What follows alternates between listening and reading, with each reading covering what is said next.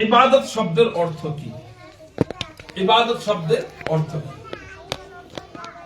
ইমাম নুহাস রাহমাতুল্লাহ আলাইহি তার মাআনিল কুরআন কিতাবের মধ্যে বলছেন, আল ইবাদাতু ফিল লুগাতি আত-তাআতু মা'আত তাযাল্লুলি ওয়াল খুদু।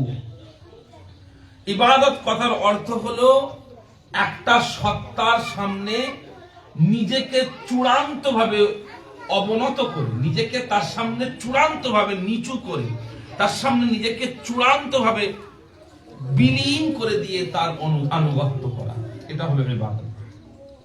অর্থাৎ আল্লাহ রাব্বুল আলামিনের সামনে নিজেকে চূড়ান্তভাবে বিলীন করে দিয়ে, মিশিয়ে দিয়ে তার আনুগত্য করার নাম হলো ইবাদত। ইয়াকা নাবুদু। আবার আল্লাহ তাআলা বলছেন ওয়া ইয়াকা নাস্তাঈন, ওয়া ইয়াকা নাস্তাঈন, এবং শুধুমাত্র আপনারই সাহায্য প্রার্থনা করি। নাস্তাঈন শব্দটা হচ্ছে ইস্তাআনা ইস্তাঈনু থেকে। আরবিতে একটা শব্দ হচ্ছে আউনুন। আউনুন মানে হচ্ছে সাহায্য। আউনুন মানে সাহায্য। আর ইস্তিআনাতুন শব্দের অর্থ হলো সাহায্য চাওয়া। আল্লাহ তাআলা বললেন যে তোমরা বলো নাস্তাঈন, অর্থাৎ সাহায্য চাই কার? ইয়াকা, শুধুমাত্র আপনারই সাহায্য চাই। ঠিক আছে? ইয়াকা না'বুদু ওয়া ইয়াকা নাস্তাঈন। দ্বিতীয়, এরপরে আল্লাহ তাআলা বলছেন কি? ইহদিনাস সিরাতাল মুস্তাকিম। ইহদিনা এটা হচ্ছে ফেলে আমর। ফেলে আমর, ফেলে আমর অর্থাৎ আদেশ সূচক শব্দ। আদেশ সূচক শব্দ বা অনুরোধ সূচক শব্দ বা উপদেশ সূচক শব্দ। আমরা এখানে আমরা যেমন বলি একটা জিনিস যে আমার পানি খেতে ইচ্ছা করছে, এটা একটা শব্দ। আবার আমি বললাম আমাকে একটু পানি দেন, এটা একটা শব্দ। এই যে আমি বললাম আমার পানি খেতে ইচ্ছা হচ্ছে, এটা কিন্তু আমি আমার মনের একটা খবর আপনাকে জানালাম যে আমার এটা খেতে ইচ্ছা হচ্ছে। আর আমি যখন বললাম পানি দেন, তখন আমি আপনার কাছ থেকে একটা জিনিস তলব করছি, চাইছি। এখানে ইহদিনা এটা ফেলে আমর, অর্থাৎ আমি কারো কাছে কিছু চাইছি। এখানে কি চাইছি? ইহদিনা, হিদায়াত। কি চাইছি? হেদায়াত। হেদায়াত শব্দের অর্থ কি? হেদায়াত শব্দের অর্থ হলো পথ। হেদায়াত শব্দের অর্থ কি বললাম? হেদায়াত শব্দের অর্থ হলো পথ, হুদা, হেদায়াত। তো আমরা চাইছি কি? হেদায়াত চাইছি। কার কাছে? আল্লাহর কাছে। ইহদিনা, আমাদেরকে হেদায়াত দিন। কিসের হেদায়াত? আস-সিরাত আল মুস্তাকিম। সিরাত শব্দের অর্থ হলো রাস্তা। সিরাত শব্দের অর্থ কি? রাস্তা। আচ্ছা, রাস্তার জন্য আরেকটা শব্দ ব্যবহার হয়, সেটা হচ্ছে আত-তরিক। তরিক মানেও রাস্তা, সিরাত মানেও রাস্তা। পার্থক্য কি? তরিক বলা হয় যে কোনো রাস্তাকে, যে কোনো রাস্তাই হলো তরিক। কিন্তু সিরাত কাকে বলে? সিরাত বলা হয় এমন একটা রাস্তা যে রাস্তাটা সোজা সরল এবং যে রাস্তা দিয়ে মানুষ কোনো একটা উদ্দেশ্য নিয়ে চলে। অর্থাৎ আল্লাহ তাআলা বলেননি যে আমাদেরকে ইহদিনাত তরিকাল মুস্তাকিম, যে তোমরা বলো যে আমাকে মুস্তাকিমের তরিকে চালাও, বরং তোমরা এটা বলো যে ইহদিনাস সিরাতাল মুস্তাকিম। আল্লাহ তাআলার শব্দ ব্যবহারের সূক্ষ্মতা দেখুন, যে আমাকে সিরাত দিয়ে চালান। তার মানেটা কি? সিরাত হলো এমন একটা জায়গা, এমন একটা রাস্তা যে রাস্তাটা সরল রাস্তা। অর্থাৎ আমরা আল্লাহ তাআলার কাছে এমন রাস্তা চাইছি যে রাস্তাটা হচ্ছে সহজ এবং সরল। দ্বিতীয়, সিরাত শব্দের অর্থ হলো এমন রাস্তা যে রাস্তা দিয়ে একটা উদ্দেশ্য নিয়ে চলা হয়। এখন প্রশ্ন হচ্ছে কি? আমরা আল্লাহ তাআলার কাছে এমন রাস্তা চাইছি, কেমন রাস্তা? যে রাস্তায় আমরা একটা উদ্দেশ্য নিয়ে চলবো, উদ্দেশ্যহীন ভাবে চলবো। আমি ফুরফুরা থেকে এখানে আসলাম, আমার উদ্দেশ্য হচ্ছে পুরা সিদ্দিকিয়া আজিজিয়া মাদ্রাসাতে পৌঁছাবো তাফসীর মাহফিলের জন্য, মাগরিবের আগে আমাকে পৌঁছাতে হবে। এই যে উদ্দেশ্যওয়ালা যাত্রা, এটা হলো সিরাত। আর আমরা মাঝে মধ্যে ঘরে কাজ নেই, বিকেলবেলা ঘুরতে বেরিয়েছি একটু বাইক নিয়ে বা গাড়ি নিয়ে, মাথা আসে না, একটু হাওয়া খেতে বেরিয়ে, কোনো উদ্দেশ্য থাকে না। এবার এই মাথায় যাচ্ছি, এবার ওই মাথায় যাচ্ছি, হঠাৎ করে মনে হলো চলে এদিকে যাই, চলে গেলাম। এই যে রাস্তায় যাওয়া, এটা তরিক, তরিক ধরে যাওয়া। কিন্তু উদ্দেশ্যওয়ালা যাত্রা হচ্ছে সিরাত। আচ্ছা, এবার হচ্ছে মুস্তাকিম। মুস্তাকিম শব্দের অর্থ হলো প্রকাশ্য, প্রকাশ্য, স্পষ্ট। আমরা আল্লাহ তাআলার কাছে চাইছি, আল্লাহ আপনি আমাদেরকে এমন রাস্তা দেখান যেটা স্পষ্ট। তারপর আল্লাহ তাআলা সিরাতাল লাযিনা আনআমতা আলাইহিম, এখানে আবার সিরাত এসেছে, যার মানে রাস্তা, এমন রাস্তা, আল্লাযিনা যেটা, আনআমতা আলাইহিম যে রাস্তা দিয়ে এমন মানুষ গেছেন যাদেরকে আপনি নিয়ামত দিয়েছেন।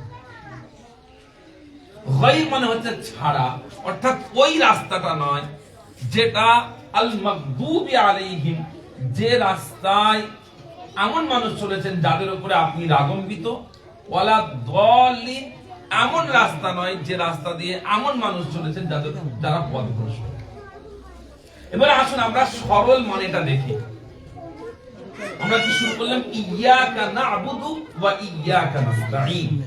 ইয়্যাকা না'বুদু অর্থাৎ আমরা শুধু আপনারই ইবাদত করি, ওয়া ইয়্যাকা নাস্তাঈন আমরা শুধু আপনারই সাহায্য প্রার্থনা করি। এবারে সাহায্য প্রার্থনাটা কি? সাহায্য প্রার্থনাটা হলো ইহদিনাস সিরাতাল মুস্তাকিম, আমাদেরকে সরল পথের রাস্তা দেখান। কেমন রাস্তা? সিরাতাল লাযিনা আনআমতা আলাইহিম, ওই রাস্তা দেখান যে রাস্তায় আপনার নিয়ামত প্রাপ্ত ব্যক্তিরা চলেছেন। গায়রিল মাগদুবি আলাইহিম, এমন রাস্তা দেখাবেন না যে রাস্তাতে আপনার গজব পাওয়া বান্দারা চলেছে, ওয়ালা দাল্লিন আপনার গোমরাহ বান্দারা চলেছে। ওই রাস্তায় আমরা যেতে চাই না যে রাস্তায় গজব প্রাপ্তরা গেছে, গোমরাহরা গেছে, বরং ওই রাস্তায় আমরা যেতে চাই যে রাস্তা দিয়ে আনআমতা আলাইহিম নিয়ামত প্রাপ্ত ব্যক্তিগণ চলেছে। এবারে আমরা সরল তাফসীর একটু দেখব, এই আয়াতগুলো সরল তাফসীর দেখব। আল্লাহ রাব্বুল আলামিন বলছেন ইয়্যাকা না'বুদু ওয়া ইয়্যাকা নাস্তাঈন, অর্থাৎ আই নাখুসুকা ইয়া আল্লাহু বিল ইবাদাতি।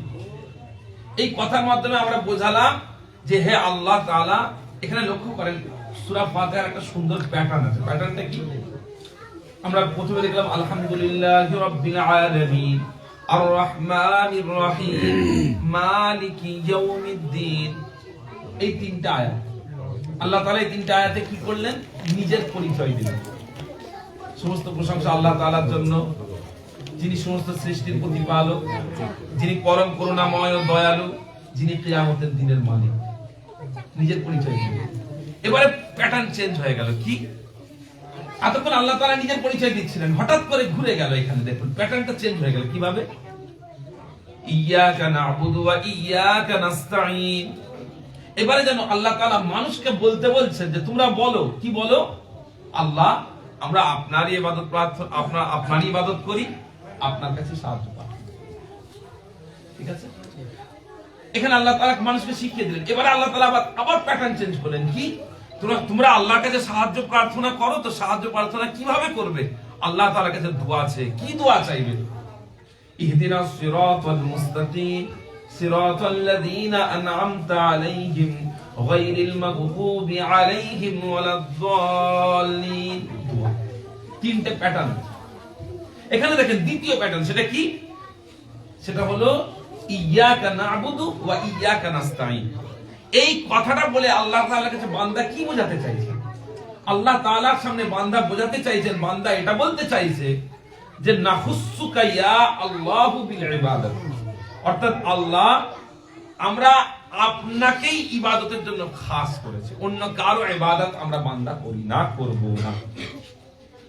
ওয়া নাখুসুকা বিতলাবিল ইআনাতি, এবং আল্লাহ আমরা সাহায্য শুধুমাত্র আপনার কাছেই চাইবো, অন্য কারো কাছে চাইবো না।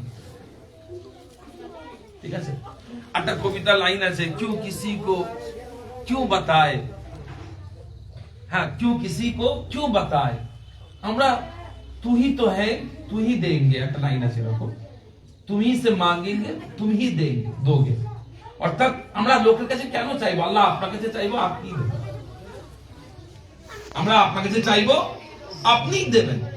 তো সেই জন্য বলছেন যে আল্লাহ ওয়া নাখুসুকা বিতলাবিল ইআনাতি, আমরা আপনার কাছে সাহায্য প্রার্থনা করি, এটা আপনাকেই খাস করেছি, অন্য কারোর কাছে আমরা চাই না, অন্য কাউকে বলিও না, অন্য কাউকে বলিও না। আপনারা রিসেন্টলি লক্ষ্য করেছেন, আমি কদিন আগে একটা ভিডিও দেখেছিলাম গাজাতে, ফিলিস্তিনে প্রচন্ড বৃষ্টি হচ্ছে, মানুষজন ঘর হারা হয়ে গেছেন, ফিলিস্তিনের মুসলমানেরা ঘর হারা হয়ে গেছে, এবং সেই মুসলমানেরা ঘর হারা হয়ে একটা তাঁবুর ভেতরে আশ্রয় নিয়েছে একজন মহিলা, একজন মেয়ে। তাঁবুটা এতটাই ছোট যে বৃষ্টির কারণে তার পুরো তাঁবুর ভেতরটা পানিতে ভিজে যাচ্ছে, এবং তার উপরে লক্ষ্য করেন, চিন্তা করেন, কোনোদিন এরকম যদি অনুভব করেন যে একটা জায়গায় আপনাকে রাত কাটাতে হবে, প্রচন্ড বৃষ্টি হচ্ছে, সেই বৃষ্টিতে আপনার গোটা শরীর ভিজে যাচ্ছে, ঠান্ডায় থরথর করে কাঁপছে, কষ্ট করেন। তার উপরে আশপাশে এত মারাত্মক জালেম ইসরায়েলের পক্ষ থেকে বোমা বর্ষণ হচ্ছে। এরকম দৃশ্য ফিলিস্তিনের মুসলমানেরা এত সহ্য করেছেন, তার একটা জাররা পরিমাণ সহ্য করার ক্ষমতা আমাদের নেই। আমাদের উচিত আমাদের প্রত্যেকটা কথায়, প্রত্যেকটা চিন্তায় ফিলিস্তিনকে স্মরণ করা, কারণ এই সময়ে ফিলিস্তিন হচ্ছে আমাদের ইমানের মার্কাজ। মুমিন কাকে বলে তা দেখতে গেলে আমাদের ফিলিস্তিনের দিকে তাকাতে হবে। তো ওই সময়তে আমি অবাক হয়ে গেলাম যে একজন ফিলিস্তিনি যে ওই তাঁবুর মধ্যে আছে, একজন মহিলা, দুনিয়ার কারো নাম উচ্চারণ করছে না, না আব্বার কথা বলছে, না আম্মার কথা বলছে, না বিশ্বর কথা বলছে, না মানবতার কথা বলছে, না আমেরিকার কথা বলছে, না ইউরোপের কথা বলছে, না পৃথিবীর অন্য কারো কথা বলছে। সে শুধু একটাই কথা বলছে, ইয়া আল্লাহ, ইয়া আল্লাহ। তো এই যে ইয়াকা নাবুদু ওয়া ইয়াকা নাস্তাইন, শুধু আপনার কাছেই সাহায্য প্রার্থনা করি, এটাই যে মুমিনের আলামত, যে তার জীবনের সবথেকে কঠিনতম মুহূর্ত সে শুধু ইয়া আল্লাহ, ইয়া আল্লাহ, ইয়াকা নাবুদু ওয়া ইয়াকা নাস্তাইন।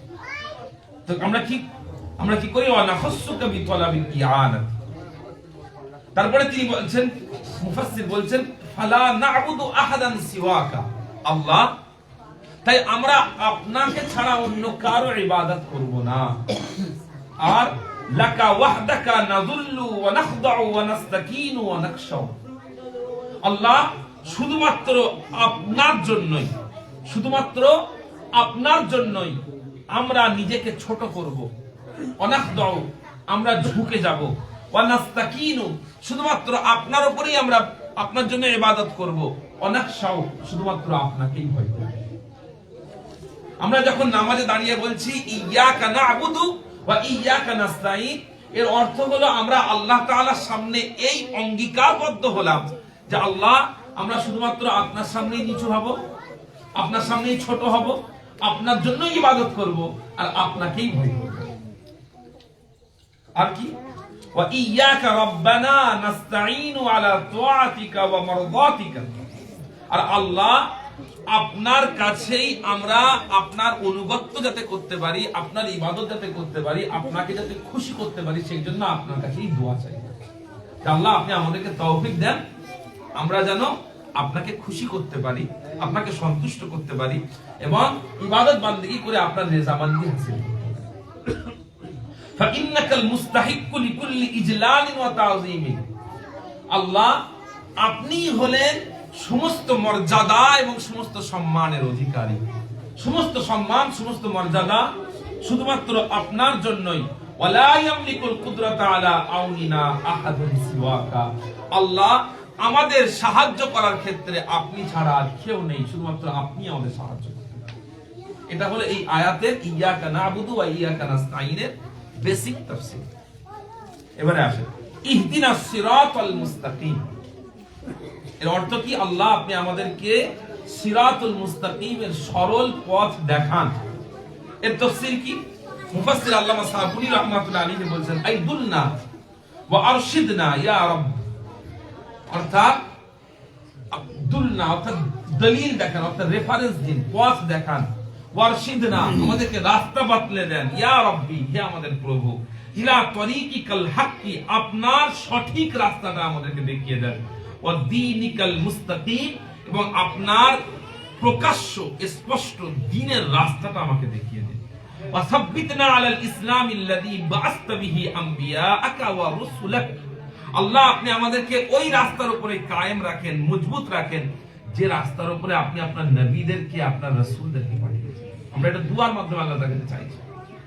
ওয়া আরসালতা বিহি খাতামাল মুরসালিন, বিশেষ করে আপনি আমাদেরকে ওই দিনের উপরে, ওই রাস্তার উপরে দাঁড় করিয়ে রাখেন, যে দিনের উপরে, যে রাস্তার উপরে আপনি আপনার শেষ নবী মুহাম্মদুর রাসূলুল্লাহ সাল্লাল্লাহু আলাইহি ওয়াসাল্লাম এবং ওয়াজআলনা মিম্মান সালাকা তরিকাল মুকাররাবিন, আল্লাহ আপনি আমাদেরকে সেই রাস্তায় রাখেন, সেই পথে রাখেন, যে পথে আপনার নিকট জনেরা, আপনার ভালোবাসার মানুষেরা, আপনি যাদেরকে পছন্দ করেছেন, আপনি যাদেরকে ভালোবেসেছেন, আপনি যাদের উপরে রাজি হয়েছেন, যাদেরকে আপনি নিজের কাছে টেনে নিয়েছেন, সেই মানুষদের রাস্তার উপরে আপনি আমাকে রাখেন। সেটা কোন রাস্তা? সিরাতাল্লাযীনা আনআমতা আলাইহিম, সিরাতাল্লাযীনা আনআমতা আলাইহিম, কোন রাস্তা?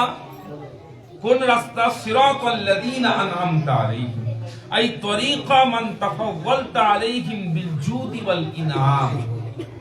আল্লাহ সেই মানুষদের রাস্তায় আমাকে রাখেন, যে মানুষদের উপরে আল্লাহ আপনি জুদ ওয়াল কারাম করেছেন, তাদেরকে বদান্যতা দেখিয়েছেন, তাদেরকে মর্যাদা দিয়েছেন, তাদেরকে সম্মান দিয়েছেন, তাদেরকে নিয়ামত দিয়ে পরিপূর্ণ করেছেন, সেই রাস্তায় আমাদেরকে রাখেন। আর কাদেরকে আল্লাহ তাআলা নিয়ামত দিয়ে পরিপূর্ণ করেছেন? মিনান নবিয়্যিন, আল্লাহ তাআলা নবীদেরকে সম্মান দিয়ে পরিপূর্ণ করেছেন। আমরা যদি দুনিয়ার দিকে তাকাই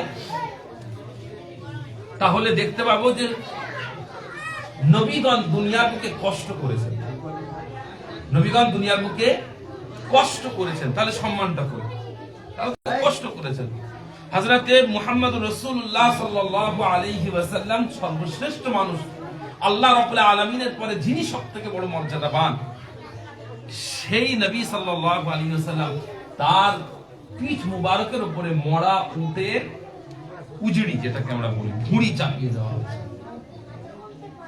এটা তো খুব কষ্টের বিষয়, এটা তো খুব কষ্টের বিষয়।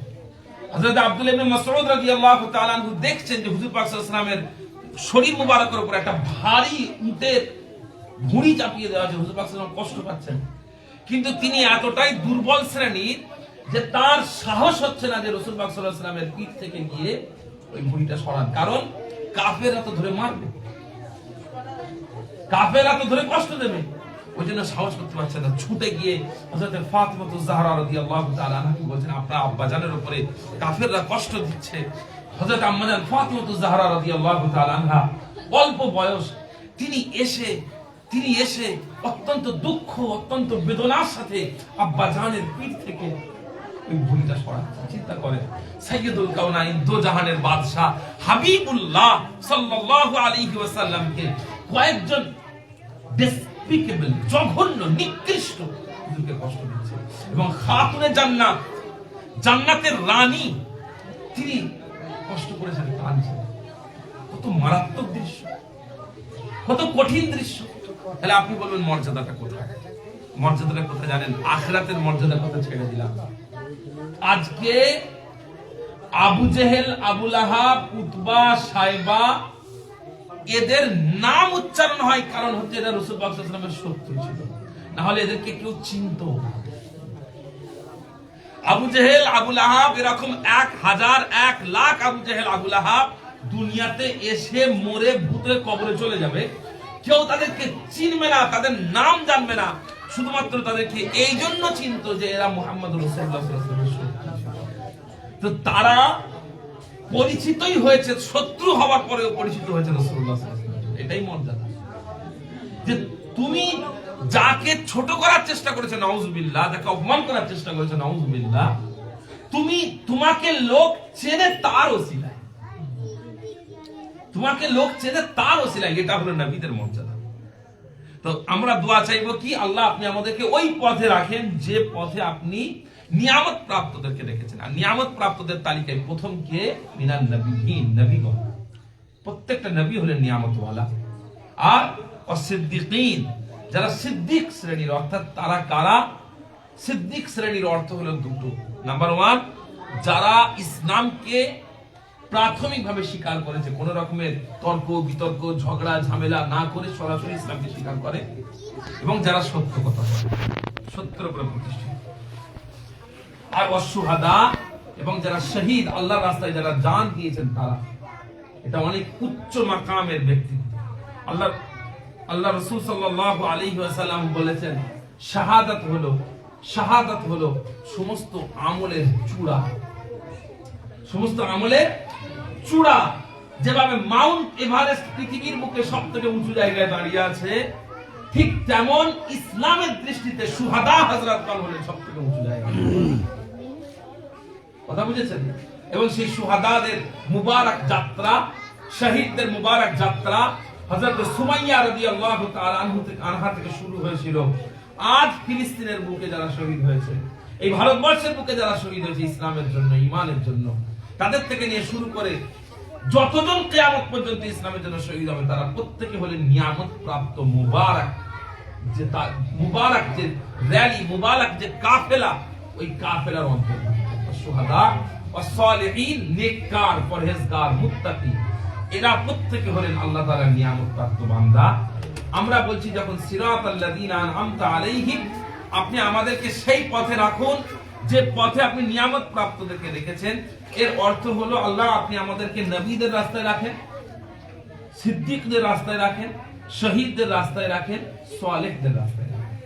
আর শেষে গায়রিল মাগদুবি আলাইহিম, আপনি আমাদেরকে এমন মানুষদের রাস্তায় রাখবেন না যাদের উপর আপনি রাগান্বিত, যাদের উপর আপনি রাগান্বিত। আর ওয়ালা দালিল, আপনি আমাদেরকে এমন পথে রাখবেন না যারা হচ্ছে পথভ্রষ্ট।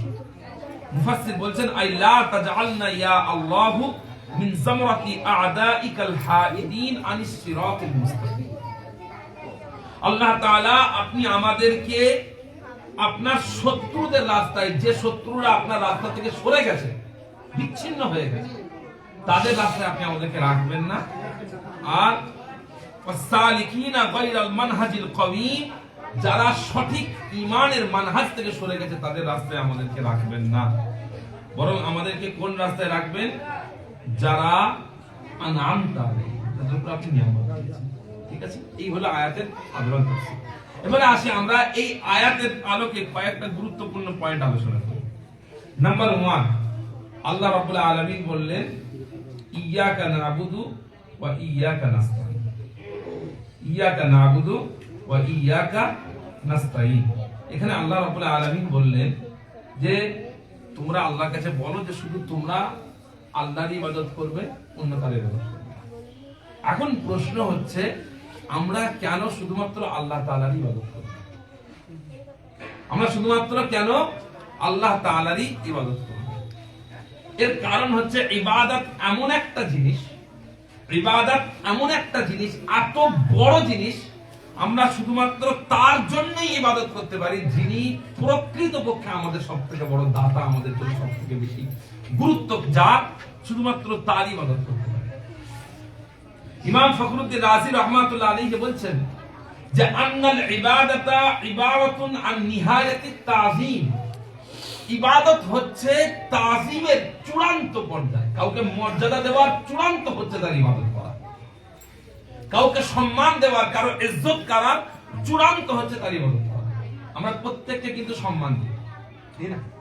আমরা যারা মানুষ আছি, আমরা আমাদের আব্বা আম্মাকে সম্মান করি, কিন্তু তার একটা লিমিট আছে,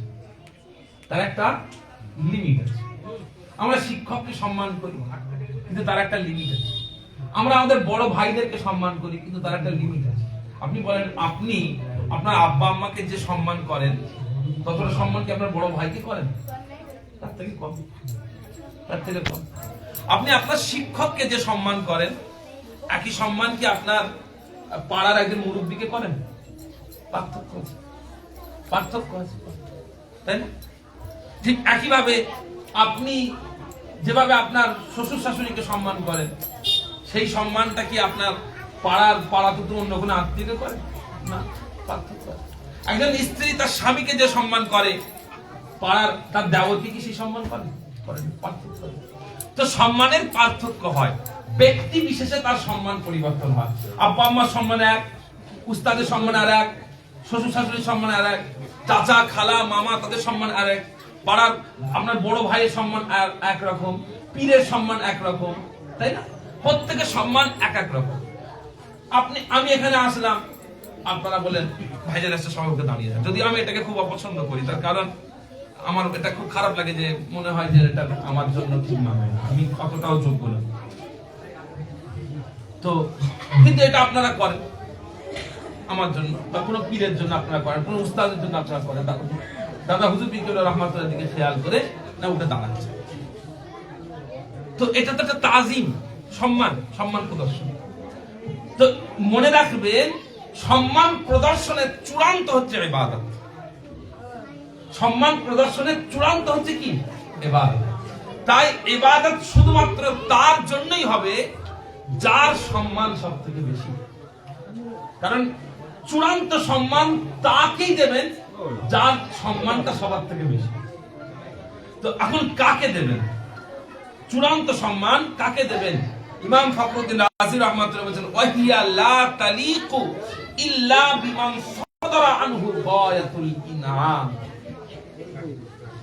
ইবাদত তার জন্যই মানায় যিনি মানুষকে চূড়ান্ত নিয়ামত দান করেন। আপনি কাকে সবথেকে বেশি সম্মান করবেন? যার অবদান আপনার জীবনে সবথেকে বেশি, যার কৃতিত্ব আপনার জীবনে সবথেকে বেশি, যার দান আপনার জীবনে সবথেকে বেশি, যার ওসিলাতে, যার মাধ্যমে আপনি খান, যার জন্য আপনি খান, যার জন্য আপনি দুনিয়াতে আছেন, যার অনুমতিতে, যার আদেশে আপনি বেঁচে আছেন, নিঃশ্বাস নিচ্ছেন, যার আদেশে, যার ইচ্ছায় আপনার প্রতিটা পা পড়ছে, এই সব কিছু যার জন্য হচ্ছে, ইবাদত তার হবে। ঠিক আছে? এখন প্রশ্ন হচ্ছে, আল্লাহ রাব্বুল আলামিন আমাদেরকে কিভাবে সম্মানিত, কি নিয়ামত দিয়েছেন? আল্লাহ রাব্বুল আলামিন আমাদেরকে কি নিয়ামত দিয়েছেন? এর উত্তর কি? আল্লাহ রাব্বুল আলামিন সবথেকে প্রাথমিকভাবে বলা যেতে পারে সবথেকে গুরুত্বপূর্ণ যে দুটো নিয়ামত দিয়েছেন, সেটা হলো আল্লাহ রাব্বুল আলামিন আমাদেরকে অস্তিত্বহীন জায়গা থেকে অস্তিত্বে নিয়ে এসেছেন, মাদুম থেকে মওজুদে নিয়ে এসেছেন। আমরা নেই। আপনি চিন্তা করেন, আজ থেকে আমার বয়স ধরেন 27 বছর, আজ থেকে 100 বছর আগে, এই বান্দার, এই উজায়ের সিদ্দিকী কোন নিশান ছিল? এখন আপনারা যারা এখানে বেঁচে আছেন, আজ থেকে 100 বছর আগে আপনাদের কোনো নিশান ছিল, কোনো চিহ্ন ছিল,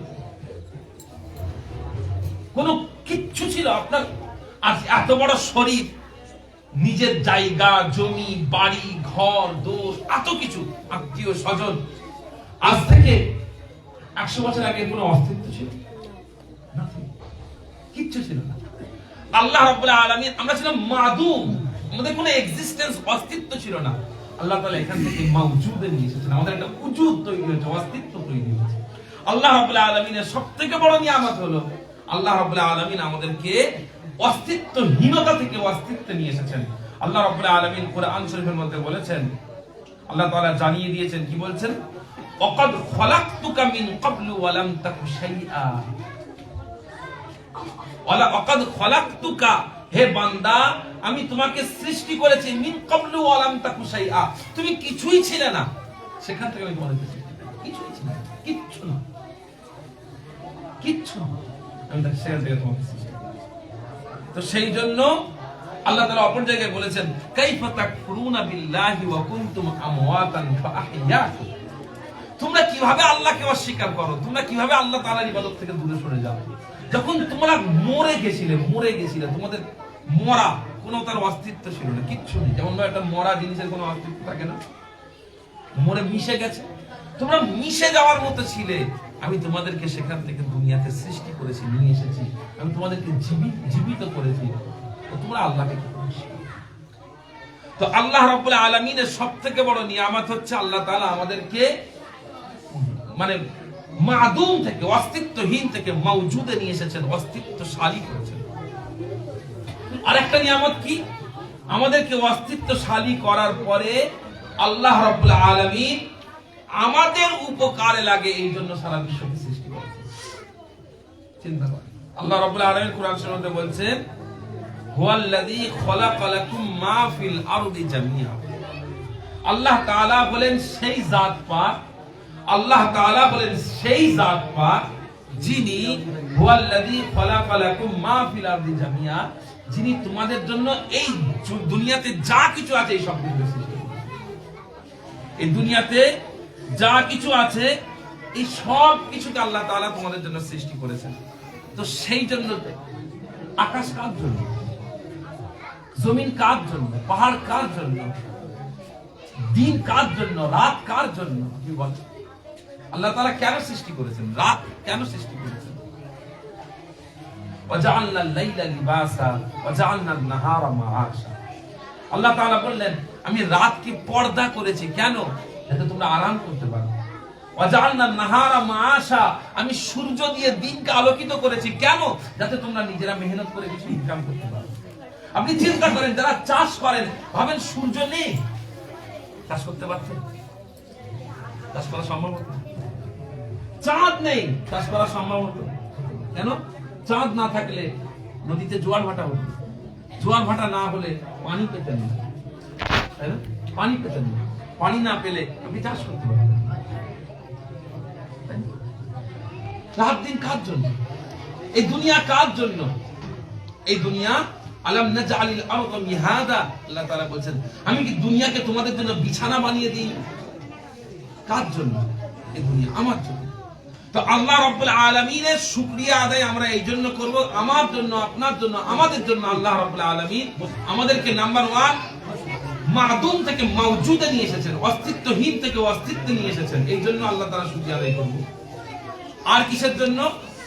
আরেকটা জিনিস হচ্ছে আমাদেরকে এই জন্য আল্লাহ তাআলা শুকরিয়া আদায় করতে হবে, তার কারণ আল্লাহ রাব্বুল আলামিন আমাদের সকলকে সৃষ্টি করার পর আমাদের যা কিছু প্রয়োজন সেটার জন্য আল্লাহ রাব্বুল আলামিন সবকিছু সৃষ্টি করেছেন। তো আমরা এই জন্য আল্লাহ রাব্বুল আলামিনের ইবাদত করব যে তিনি আমাদেরকে অস্তিত্বে নিয়ে এসেছেন এবং আমাদের জন্য সবকিছু সৃষ্টি করেছেন। এরপরে একটা প্রশ্ন, যে তাহলে শুধুমাত্র আল্লাহ তাআলারই ইবাদত কেন করতে হবে? আল্লাহ তাআলার ইবাদত কেন করতে হবে? আল্লাহ তাআলা আমাদের জন্য তো দুনিয়ার যখন সবকিছু সৃষ্টি করেছেন, সূর্য আমাদের জন্য সৃষ্টি হয়েছে, তারা আমাদের জন্য সৃষ্টি হয়েছে, পানি আমাদের জন্য সৃষ্টি হয়েছে, আগুন আমাদের জন্য সৃষ্টি হয়েছে। আমরা কেন সূর্য, তারা, চন্দ্র, পানি, গাছপালা এইগুলোর ইবাদত করব? কেন আল্লাহর ইবাদত? আমরা কেন শুধুমাত্র আল্লাহর ইবাদত করব? আসলে সেটা একটুখানি দেখি। একটা মানুষের জীবনে তিনটা অবস্থা আছে, একটা হচ্ছে তার অতীত, একটা হচ্ছে বর্তমান, একটা হচ্ছে ভবিষ্যৎ। এর বাইরে কিছু নেই। আপনার এর পূর্বে যা ঘটেছে সেটা অতীত, এখানে বসে আছেন এটা বর্তমান, আর এর পরে যেটা ঘটবে সেটা হচ্ছে ভবিষ্যৎ, তাই না? এখন আমরা তাকাই যে আমরা অতীতে, আমাদের অতীত কার জন্য ছিল, আমাদের বর্তমান কার জন্য আছে, আমাদের ভবিষ্যৎ কার জন্য হবে। একটু দেখুন, হযরত ইমাম ফখরুদ্দিন রাজি রাহমাতুল্লাহ আলাইহি বলছেন আম্মাল মাদি ফাকাদ কানা মা'দুমান মাহদান। আমাদের অতীত অস্তিত্বহীন ছিল, আমরা কিছুই ছিলাম না, অস্তিত্বহীন ছিল। সেই অস্তিত্বহীনতা থেকে আল্লাহ তাআলা কি বলেন, ওয়াকাদ খলাকতুকা মিন ক্বাবলু ওয়া লাম তাকু শাইআ, তোমরা কিছুই ছিলে না, আমি আল্লাহ তোমাদেরকে সৃষ্টি করেছি। তাই আমাদের অতীতটা অস্তিত্বহীন থেকে অস্তিত্বে এসেছে কার জন্য? আল্লাহর জন্য। তাহলে আমাদের অতীত কার নিয়ামত? আল্লাহ। ওয়াকাদ, অপর জায়গায় আল্লাহ তাআলা বলছেন ওয়া কানা মাইয়িতান ফাআহইয়াহু আল্লাহু তাআলা, তোমরা তো সব মরে গেছিলে, মরা ছিলে, সেই মরা থেকে আমি আল্লাহ রাব্বুল আলামিন তোমাদেরকে জীবিত করেছি। তাহলে আমাদের অতীত মৃত্যু থেকে জীবন্ত জায়গায় জীবিত করেছেন কে? আল্লাহ। তাহলে নিয়ামত কার? আল্লাহ। আমরা জাহেল ছিলাম, কিচ্ছু জানতাম না, এই দুনিয়াতে এসে জানতাম, ভাষা জানতাম। আমরা দুনিয়াতে এসে বলতে পেরেছি যে মা আমরা দুধ খাবো, আমার ঘুম পাচ্ছে, আমার পেটে যন্ত্রণা হচ্ছে, আমরা কিচ্ছু বলতে পারি না। আমরা খালি ম্যা ম্যা করতাম, কাঁদতাম। আমরা খালি একটুখানি, যারা বাচ্চাদের একটু আসতে হতো, একটু আসতে, একটু আসতে আসতে মানা করে ফের হাজিরি, যে কথা বলছিলাম। তো আমরা অস্তিত্বহীন ছিলাম, আমরা জাহেল ছিলাম। আল্লাহ তাআলা কি বলছেন, ওয়াল্লাহু আখরাজাকুম মিন বুতুনি উম্মাহাতিকুম লা তা'লামুনা শাইআন ওয়া জা'আলা লাকুমুস সামআ ওয়াল আবসারা ওয়াল আফইদা। আল্লাহ তাআলা বলেন ওয়াল্লাহু আখরাজাকুম মিন বুতুনি উম্মাহাতিকুম, আল্লাহ রাব্বুল আলামিন তোমাদেরকে তোমাদের মায়ের পেট থেকে যখন দুনিয়াতে পাঠান, মায়ের পেট থেকে যখন দুনিয়াতে বের করলেন, তখন তোমরা কেমন ছিলে? লা তাআলামুনা শাইআ, কিচ্ছু জানতে না, তোমরা কিচ্ছু জানতে না। তারপরে কি করেছেন? লা তাআলামুনা শাইআন, তোমরা কিছুই জানতে না। ওয়া জাআলা লাকুমুস সামআ ওয়াল আবসারা ওয়াল আফইদা, আল্লাহ তাআলা তোমাদের শোনার ক্ষমতা দিয়েছেন, দেখার ক্ষমতা দিয়েছেন, বোঝার জন্য তোমাদেরকে হৃদয় দিয়েছেন। কার নিয়ামত? আল্লাহ রাব্বুল আলামিন। আবার তারপরে হযরত ফখরুদ্দীন রাজি রাহমাতুল্লাহ বলেন ওয়াল আবদু ইন্নামান তাকালা মিনাল আদামি ইলাল উজুদি ওয়া মিনাল মাউতি ইলাল হায়াতি ওয়া মিনাল আজজি ইলাল কুদরাতি ওয়া মিনাল জাহলি ইলাল ইলমি লিআজলি আন্না আল্লাহ তাআলা কানা কদিমান আযালিয়ান। তিনি বলেন একজন বান্দা সে অস্তিত্বহীন থেকে অস্তিত্বে এসেছে, মরা থেকে জীবিত হয়েছে, অপারগ থেকে কিছু করার ক্ষমতা হয়েছে, জাহালাত থেকে কিছু জানতে শিখেছে। আমরা যখন ছোট ছিলাম, আপনাদের মনে আছে কিনা জানি না, একটা সুইচ মারার ক্ষমতা আমাদের ছিল, একটা বোতল থেকে পানি তুলে খাবেন ক্ষমতা ছিল আমাদের, মনে থাকার কথা ছিল না। মিনাল আজজি ইলাল কুদরা, কিচ্ছু জানতাম না, কিচ্ছু পারতাম না, আল্লাহ তাআলা শক্তি দিয়েছেন। কিচ্ছু জানতাম না, আল্লাহ তাআলা জানিয়েছেন। আজকে আমি এই যে আয়াতগুলো এই যে পড়ছি, আজ থেকে 10 বছর আগে আমার কোনো যোগ্যতা ছিল না, আমি পারতাম না, অসম্ভব ছিল আমার। কে দিয়েছেন? আল্লাহ তাআলা দিয়েছেন। তো নিয়ামত কার জন্য আমি ইবাদত করব? আল্লাহর কাছে, কারণ তিনি দিয়েছেন আমাকে। তো যখন এই সব কিছু দেখবো, যে এই সব কিছু লিআজলি আল্লাহ তাআলা কানা কদিমান আযালিয়া, আল্লাহ রাব্বুল আলামিন এই সব কিছু আল্লাহ রাব্বুল আলামিনের দেওয়া। ফাবি কুদরাতিহিল আযালিয়াতি ওয়া ইলমিহিল আযালি আহদাসাহু ওয়া নাকালাহু মিনাল আদামি ইলাল উজুদ ফাহুয়া ইলাহুন লিহাদাল মানা। তা আল্লাহ তাআলা নিজের কুদরতে, নিজের শক্তিতে, নিজের ক্ষমতায় আল্লাহ রাব্বুল আলামিন আমাদেরকে এত নিয়ামত দিয়েছেন, সেই জন্য আমাদের ইবাদতের একমাত্র যোগ্য উপযুক্ত হলেন আল্লাহ রাব্বুল আলামিন, আর কেউ লায়েক নেই। ঠিক আছে? তো অপরদিকে আম্মাল হালুল হাদিরা, এটা আমি অতীতের কথা বললাম, এবারে বর্তমানে দেখেন। আমাদের বর্তমান যেটা চলছে, তিনি বলছেন লিল আবদি ফাহাদাতুহু শাদীদাতুন। এখন তো আল্লাহ রাব্বুল আলামিনের প্রতি ওনাকে একটু জায়গা করে দেন। এখন তো আল্লাহ রাব্বুল আলামিনের কাছে আমাদের হাজত আরো অনেক বেশি। আল্লাহ তার কাছে বাবু উঠে এসো, ঠিক আছে,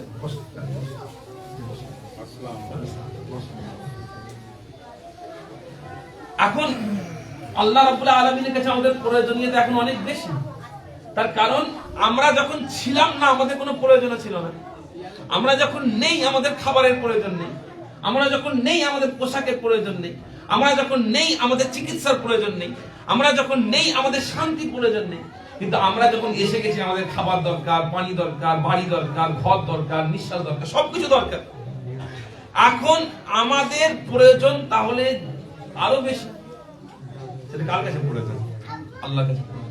তো সেই জন্য যদি আমরা আমাদের বর্তমানের দিকেও তাকাই, তাহলে দেখতে পাবো আমাদের আল্লাহ রাব্বুল আলামিনের কাছে ইবাদত করা ছাড়া আর কোনো রাস্তা নেই। এবারে আমরা যদি ভবিষ্যতের দিকে তাকাই, আমাদের ভবিষ্যৎ কি? মৃত্যু। আমাদের ভবিষ্যৎ কিয়ামত। আমাদের ভবিষ্যৎ জান্নাত জাহান্নাম। এগুলোর মালিক কে? মালিক ইয়াউমিদ্দিন। আমরা আগে পড়েছি মালিক ইয়াউমিদ্দিন, কিয়ামতের দিনের মালিক কে? আল্লাহ সুবহানাহু ওয়া তাআলা। তাহলে আমাদের ভবিষ্যৎ কার হাতে? আল্লাহর হাতে। তাহলে আমাদের মাজি আল্লাহর অধিকারে, আমাদের হাল আল্লাহর অধিকারে, আমাদের মুস্তাকবিল আল্লাহর অধিকারে, আমাদের অতীত আল্লাহ তাআলার অধিকারে, আমাদের বর্তমান আল্লাহ তাআলার অধিকারে, আমাদের ভবিষ্যৎ আল্লাহ তাআলার অধিকারে। সেই জন্য আমাদের ইবাদত আল্লাহ তাআলার। কথা বুঝতে পেরেছেন? দুনিয়ার মুখে এই জিনিসটা বুঝতে না পেরে একটা বিরাট বড় অংশ আল্লাহ রাব্বুল আলামিনের সাথে শিরকে লিপ্ত হয়েছে। আল্লাহ রাব্বুল আলামিনের সাথে শিরকে লিপ্ত হয়েছে। তো শিরক বহু ধরনের হয়। ইমাম ফখরুদ্দীন রাজি রাহমাতুল্লাহ বলেছেন, আমি আজকে একটা এখানে আলোচনাটা পেলাম, আমি ভাবলাম যে এটা আমাকে বলতেই হবে। তার কারণ এত সুন্দরভাবে জিনিসটা বুঝিয়েছেন ইমাম ফখরুদ্দিন রাজি রহমাতুল্লাহ আলাইহি, অবাক লাগে। তিনি বলছেন যে ওয়া আলাম আন্নাল মুশরিকিনা তাওয়াইফ, যারা আল্লাহ রাব্বুল আলামিনের ইবাদত করেনি, যারা মুশরিক, যারা আল্লাহ রাব্বুল আলামিনের ইবাদত করেনি, তারা হচ্ছে অনেক ধরনের, তারা হচ্ছে অনেক ধরনের। সেটা কেমন? ওয়াযালিকা লিআন্না কুল্লা মান ইত্তাখাযা শারীকান লিল্লাহি ফাযালিকা আশ-শারীকু ইম্মা ইয়াকুনা জিসমান ওয়া ইম্মা আল্লা ইয়াকুন। তিনি বলছেন যারা আল্লাহকে ছেড়ে অন্য কারো ইবাদত করে, হয় তারা একটা জিসমের ইবাদত করে, হয় তারা এমন কারো ইবাদত করে যার একটা জিসম আছে, অথবা বা শরীর আছে, তার একটা দেহ আছে, তার একটা আকৃতি আছে, শেপ আছে, অথবা এমন কারো তারা ইবাদত করে যার কোনো শরীর বা দেহ বা জিসম নেই।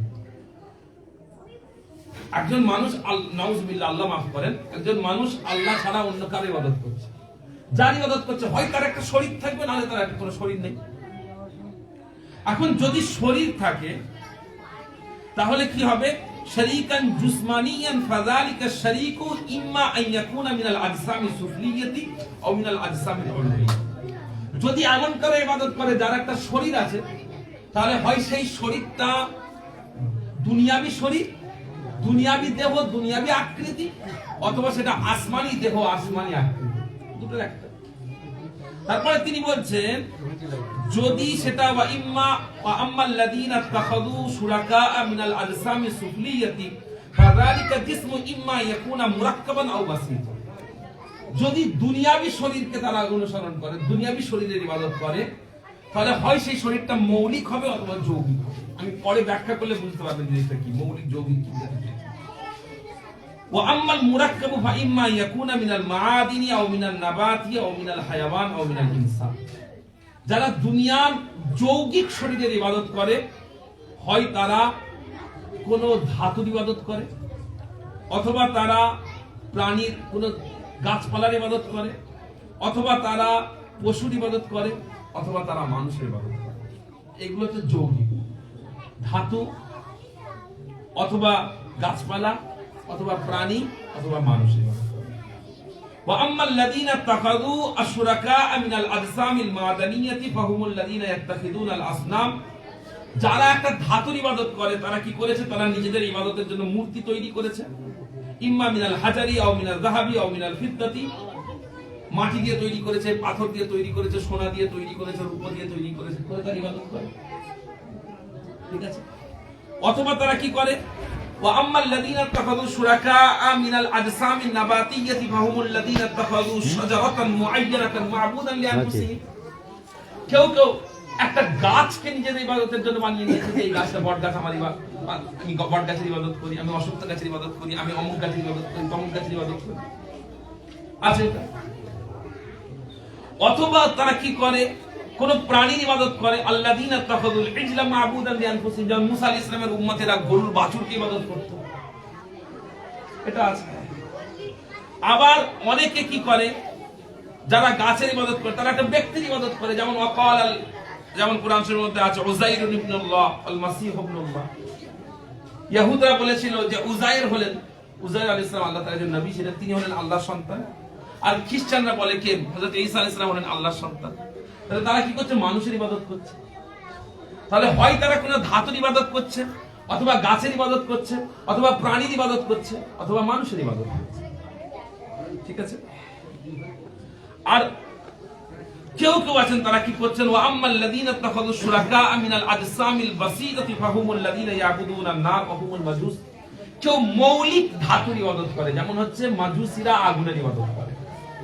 আগুন হচ্ছে একটা মৌলিক ধাতু, আগুন, পানি, মৌলিক ধাতু। এগুলো কি করছে?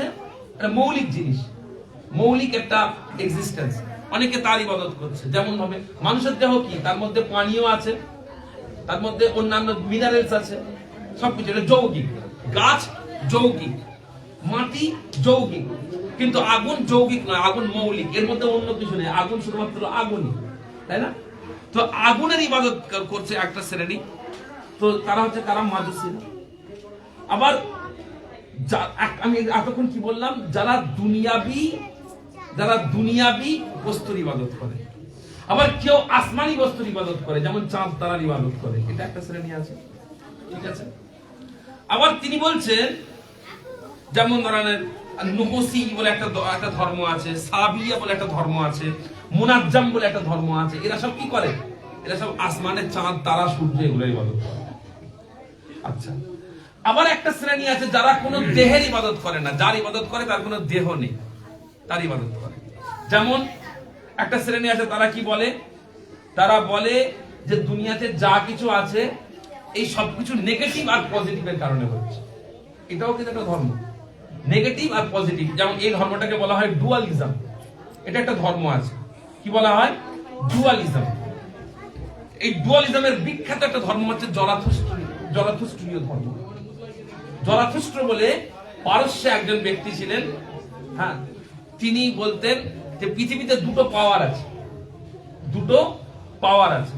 একটা হচ্ছে তার কাছে ছিল, একটা হচ্ছে আহুরা মাজদা, আর একটা হচ্ছে আংরা মাইনিউ বলে একটা তাদের দুটো ভাষা ছিল। একটা আহুরা মাজদাকে, পৃথিবীতে যা কিছু ভালো হচ্ছে এই সবকিছু আহুরা মাজদা করছে, তিনি ভালোর প্রভু। আর একটা হচ্ছে আংরা মাইনিউ বলে একটা আছে, তারা হচ্ছে কারা? মানে খারাপের উপাসক। দুনিয়াতে যা খারাপ হচ্ছে সেটা তারা করে। তো নেগেটিভ পজিটিভ এই দুটো জিনিস মিলে সারা পৃথিবী চলছে, এটা একটা ধর্ম। আবার একটা ধর্ম আছে, তারা কি বলছে? তারা বলছে দুনিয়াতে যা কিছু হচ্ছে সব ফেরেশতাদের দ্বারা হচ্ছে, ফেরেশতাদের দ্বারা।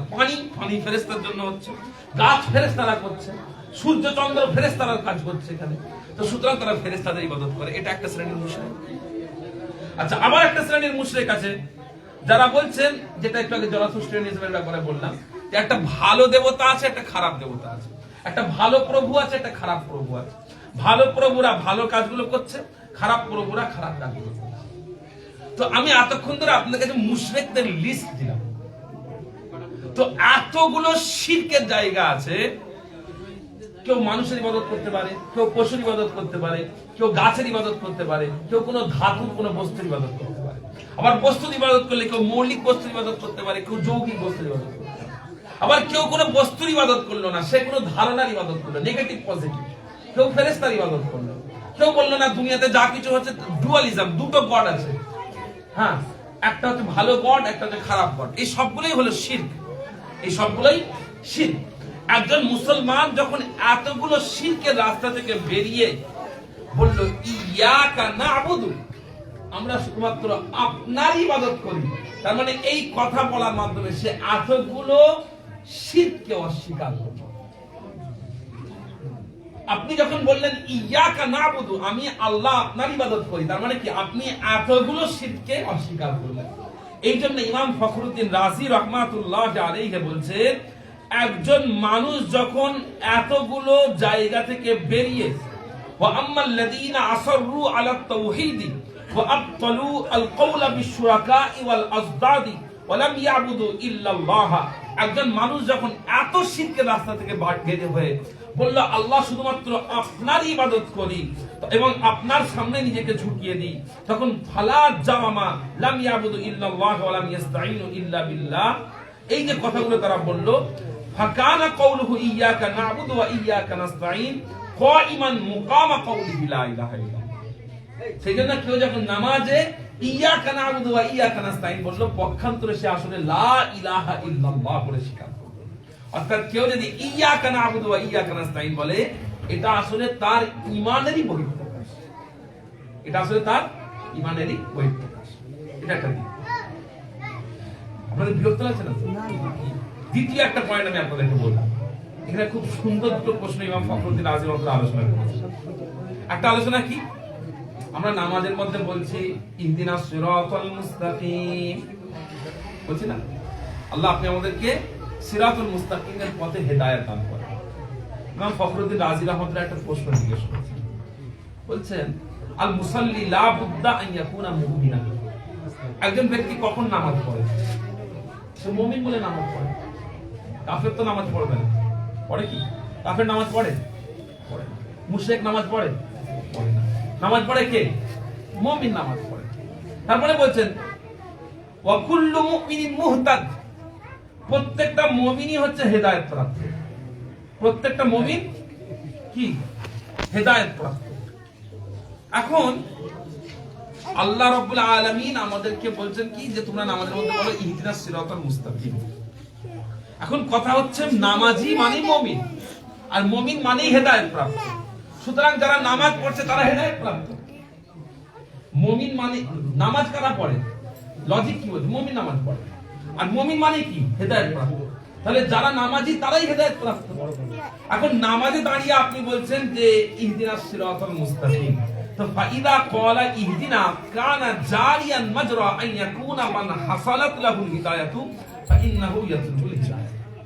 কি বলছে, তাহলে নামাজি যখন বলছে ইহদিনাস সিরাতাল মুস্তাকিম, আপনি আমাকে সিরাতাল মুস্তাকিমের পথে হেদায়েত দান করেন, তাহলে কি অর্থটা এমন হচ্ছে না যে যিনি হেদায়েত পেয়েছেন তিনিই হেদায়েত চাইছেন? আপনি তো নামাজি, নামাজে বলছেন ইহদিনাস সিরাতাল মুস্তাকিম, তার মানে আপনি হেদায়েত প্রাপ্ত, তাহলে আপনি আবার হেদায়েত চাইছেন কেন? আল্লাহ তাআলা আপনাকে কেন বলছেন হেদায়েত চাও? আপনি তো হেদায়েত প্রাপ্ত অলরেডি, তাহলে আপনি এমন জিনিস কি চাইছেন না যেটা অলরেডি আপনি পেয়ে গেছেন? ইমাম ফখরুদ্দিন রাজি মাত্র জিজ্ঞেস করছেন যে ফাকানা হাযা তলাবান লিতাহসিলিল হাসিল, যেটা আপনি পেয়ে গেছেন সেটাই চাইছেন, এটা আবার কেন? আপনি তো হেদায়েত পেয়েছেন বলে নামাজে দাঁড়িয়েছেন, তাহলে আবার হেদায়েত চাইছেন।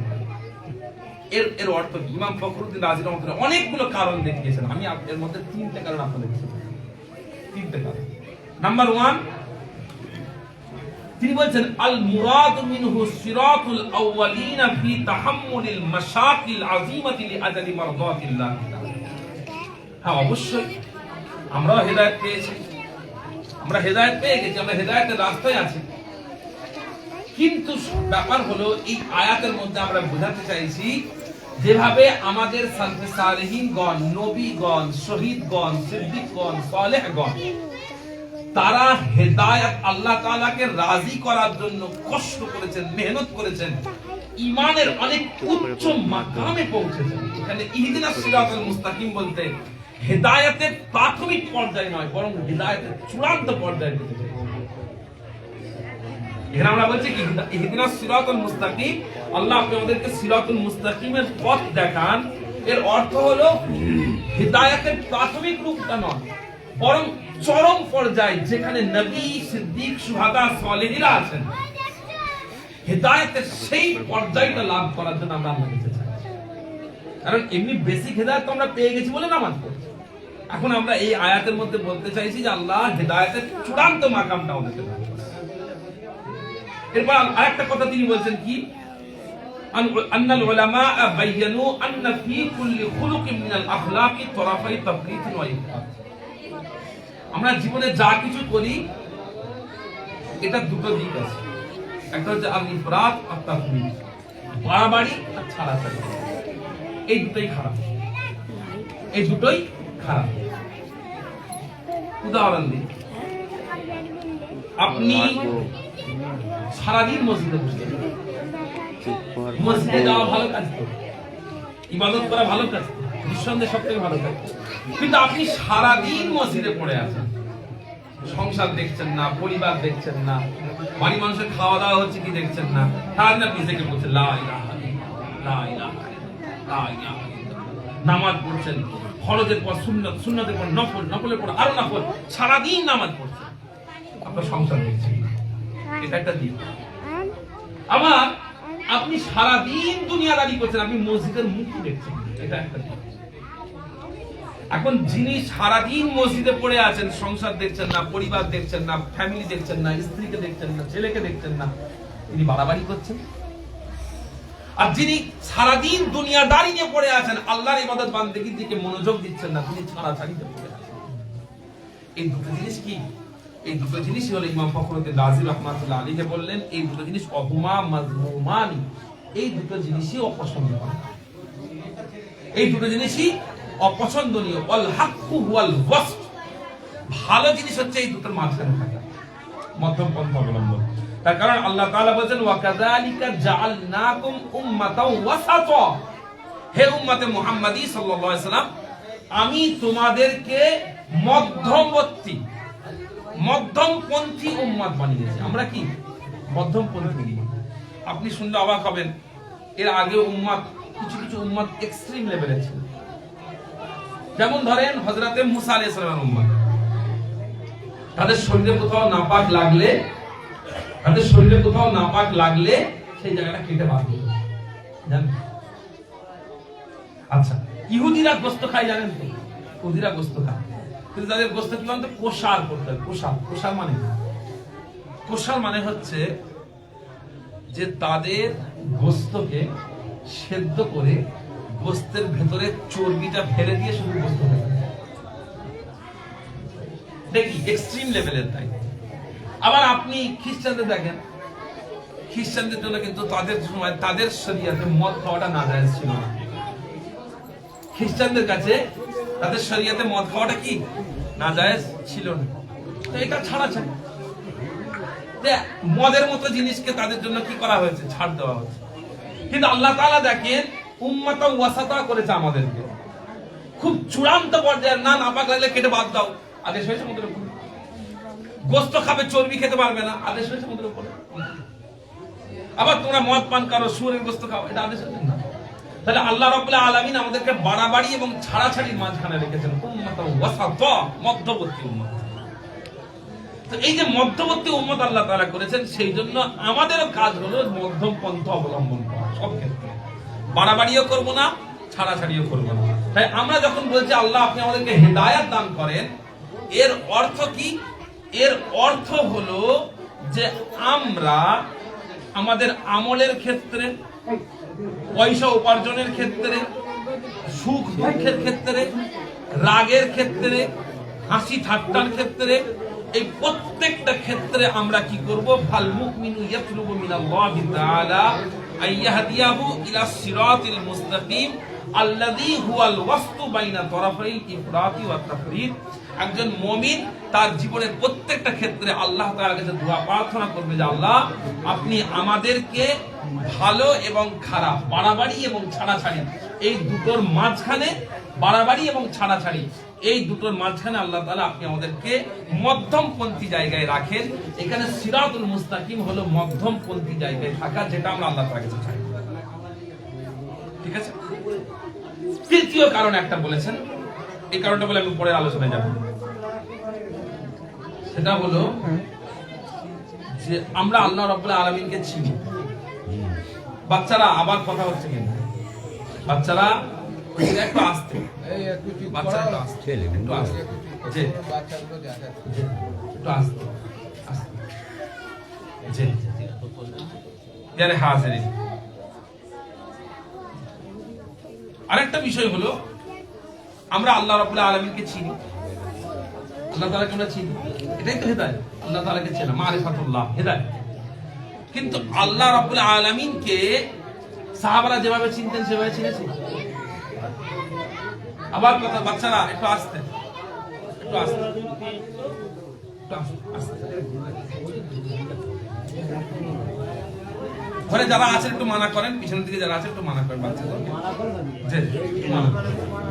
আগে একটু দেখেন, বাইরে বার করতে হবে না, আগে দিকে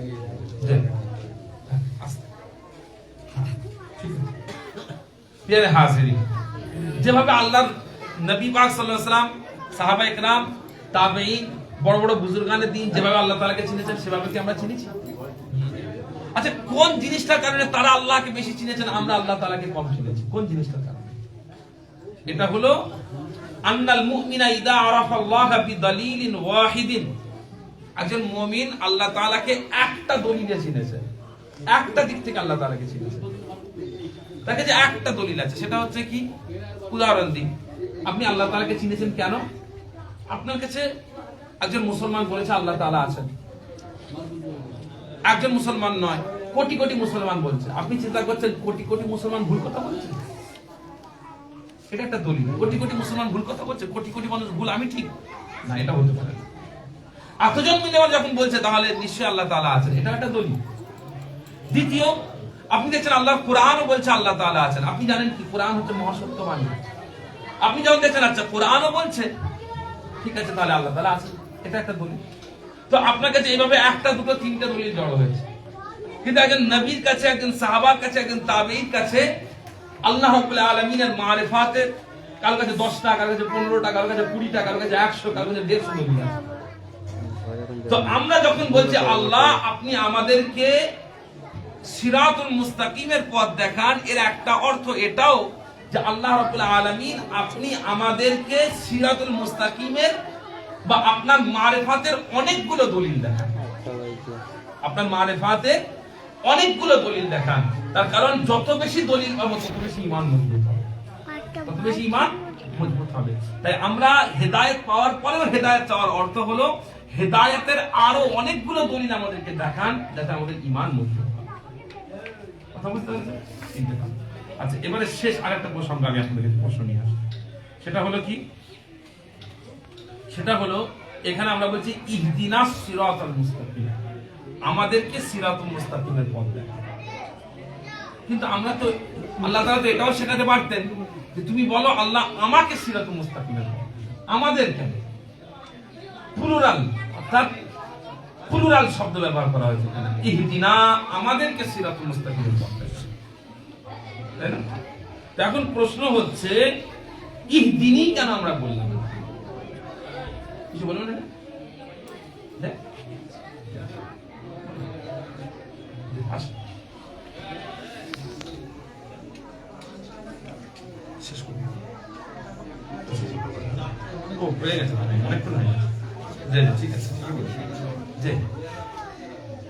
ইহদিনী কেন বলেছে?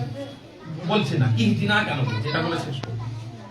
ইহদিনী, আল্লাহ আপনি আমাকে হেদায়েত দেন, আমাকে হেদায়েত দেন, আমাদেরকে হেদায়েত দেন, আমাকে হেদায়েত দেন, এটা কেন বলছে না আমাদেরকে হেদায়েত দেন, এটা কেন? এর উত্তর হলো ইমাম ফখরুদ্দিন রাজি রাহমাতুল্লাহ আলাইহি বলেন, আল আউয়ালু আন্না দুআ কুল্লামা কানা আম্মা কানা ইলাল আজাবাতি আকরাব। খুব ভালো একটা আদব, এইজন্যই কথাটা বলছি। তিনি বলছেন যখন একটা দোয়া আম ভাবে সবার জন্য চাওয়া হবে সেটা বেশি কবুল হবে। কথা বুঝতে পারছেন? কিভাবে? আপনি যখন নিজের জন্য দোয়া চাইবেন শুধু, সেটা কবুল হওয়ার সম্ভাবনা যতটা বেশি, তার থেকে অনেক বেশি সেই দোয়াটা কবুল হওয়ার সম্ভাবনা বেড়ে যাবে যখন আপনি সবার জন্য সেই দোয়াটা চাইবেন। একজন ইমাম এখানে বর্ণনা করছেন, কানা বাদুল উলামা ইয়াকুল লিতালামিযাতিহি ইযা ক্বরাতুম ফি খুতবাতিস সাবিকি ওয়া রাদিয়াল্লাহু আনকা ওয়া আন জামাআতিল মুসলিমিন। ছাত্র যখন উস্তাদের সামনে পড়তেন, পড়ার পরে পড়া শেষ করে উস্তাদের জন্য ছাত্র দোয়া চাইতেন। কিভাবে? রাদিয়াল্লাহু আনকা, আল্লাহ তাআলা হুজুর আপনার উপর আল্লাহ রাজি হন এবং পুরো উম্মতে মুহাম্মাদীর পুরো মুসলমানের উপর আল্লাহ তাআলা রাজি হন। দোয়া চাইতেন উস্তাদের জন্য খাস ভাবে, আর সমস্ত মুসলমানের জন্য আম ভাবে দোয়া চাইতেন। ঠিক আছে? উস্তাদ তখন ছাত্রকে ডেকে বললেন যে যখন তুমি রাদিয়াল্লাহু আনকা বললে, ইন নাওয়াইতিনি ফি কওলি, যদি তুমি ওই কথাতে শুধুমাত্র আমাকে নিয়ত করো, আমাকে নিয়ত করো যে তুমি এখন বললে আল্লাহ আমার উস্তাদের উপরে রাজি হন, আল্লাহ আমার উস্তাদের উপরে রাজি হন, এই কথা বলার সময় তুমি আমাকে যদি নিয়ত করো ঠিক আছে, ভালো কথা। কিন্তু যখন ওয়ান জামাআতিল মুসলিমিন বলবে যে সমস্ত মুসলমানদেরকে আল্লাহ আপনি রহম করেন, তাদের উপর রাজি হন, তখন তুমি সেই মুসলমানদের তালিকাতেও আমাকে নিয়ত করবে। আমার জন্য খাস করে দোয়া চাইলে আল্লাহ আপনি আমার উপরে রহম, আল্লাহ আমার উস্তাদের উপরে রহম করবে। এটা বলার সময়তে যেমন তুমি আমার নিয়ত রাখছো, যে আমার কথা আমাকে নিয়তে রাখছো, তেমন সমস্ত মুসলমানের জন্য যখন দোয়া চাইবে তখন কিন্তু আমাকে নিয়তে রাখবে। কেন?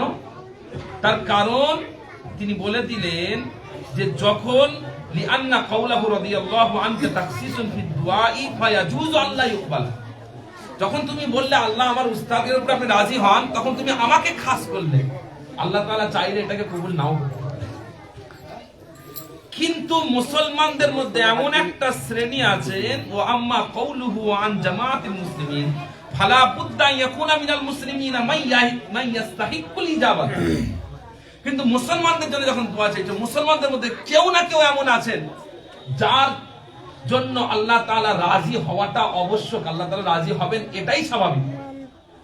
তাই তুমি যখন তাদের জন্য দোয়া চাইছো, আল্লাহ তাদের উপরে সন্তুষ্ট হয়ে যান, তখন আল্লাহ তাআলা যখন তাদের উপরে সন্তুষ্ট হয়ে যাবেন, আল্লাহ তাআলা হচ্ছেন আরহামুর রাহিমিন, তাদের ওসিলায় আমার উপরে সন্তুষ্ট। আপনি আপনার আব্বার জন্য দোয়া চাইছেন, আল্লাহ আপনি আমার আব্বার উপর দয়া করেন, আল্লাহ আপনি আমার আব্বাকে মাফ করেন, তিনি ইন্তেকাল হয়ে গেছেন, সাথে সারা বিশ্বের মুসলমানদেরকে মাফ করেন। আপনি যখন নিয়ত করছেন আল্লাহ আমার আব্বাকে মাফ করেন, তখন আপনার আব্বাকে আপনি খাস করেছেন। এখন আল্লাহ তাআলা চাইলে আপনার আব্বাকে মাফ করতে পারেন, চাইলে নাও করতে পারেন। কথা ঠিক কিনা? চাইলে মাফ করতে পারেন, চাইলে নাও করতে পারেন। কিন্তু পুরো উম্মতে মুহাম্মাদির মধ্যে কেউ না কেউ তো আছে যাদেরকে আল্লাহ তাআলা অবশ্যই মাফ করবেন। আপনি যখন বলেন আল্লাহ আল্লাহ আপনি সারা বিশ্বের মুসলমানদেরকে মাফ করেন, তখন আল্লাহ রাব্বুল আলামিন কাউকে না কাউকে তো মাফ করলেন। আল্লাহ তাআলা এত বড় আরহামুর রাহিমিন যে তিনি তাদের সাথে আল্লাহ তাআলা আপনাকেও মাফ করবেন, আপনার আব্বা আম্মাকেও মাফ করবেন। তো সেই জন্য আল্লাহ রাসূল সাল্লাল্লাহু আলাইহি ওয়াসাল্লাম বলেছেন এটা একটা আদব, দোয়ার একটা আদব হলো যে আপনি সবাইকে শামিল করবেন, সবার জন্য দোয়া। এতে কি হবে? আপনি ভাবছেন আমরা হয় এরকম যে আমরা মোনাজাত করছি আল্লাহ সারা বিশ্বের মুসলমানদেরকে আপনি হেফাজত করুন, সারা বিশ্বের মুসলমানদের উপর আপনি দয়া করুন, সারা বিশ্বের মুসলমানের কবরে আযাব থেকে নাজাত রাখবেন। আপনি ভাবতে পারেন যে হুজুরকে পয়সা দিয়ে নিয়ে এসেছি আমি আমার বাপের জন্য দোয়া চাওয়া, আর হুজুর সারা বিশ্বের মুসলমানের জন্য দোয়া চাইছে, সারা বিশ্বের মুসলমান পয়সা দিয়েছে নাকি? ব্যাপারটা তা নয়।